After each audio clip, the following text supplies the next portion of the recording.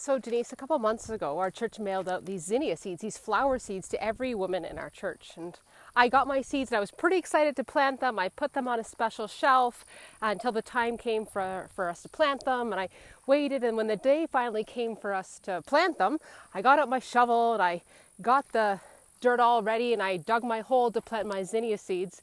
And I went out to the front garden and I put my zinnia seeds in my hand, and just as I put them out in my hand, a big gust of wind came and blew my zinnia seeds away.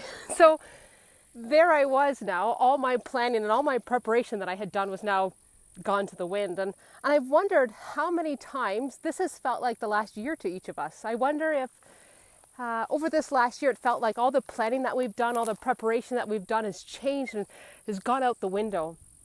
I think we need to remember that we don't only just grieve people and people that we love, we also grieve intangible things. We grieve the loss of freedom, and we grieve the loss of innocence, and we grieve the loss of things that we can't necessarily name. And I was just thinking about, how do we navigate some of these changes? How do we navigate some of that grief that we've gone through over this last little bit?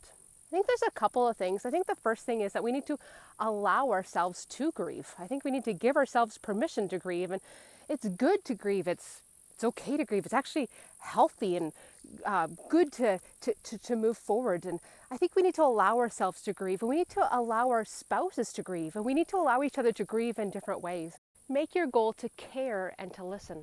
And listen to what people are telling you. Listen to what your spouse is telling you. And when they're telling you something, don't in your mind start thinking about how you're going to respond or what you're going to say next. When they're telling you something, don't start thinking about someone that has it worse off. Sometimes we just need to be quiet and we need to listen. And make sure that you care. God has made each of us unique. God has made each of us differently, and we grieve and we process things in different ways. So we need to care and allow our spouse to grieve in a different way than we are. We need to care and allow our spouse to feel different things than we are.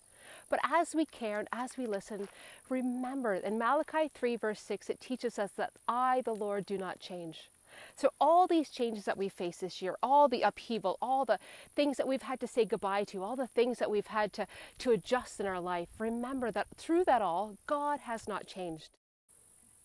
So as we navigate these changes, as we grieve, and make sure that you care, that you listen, and remember that God is the same today, yesterday, and forever.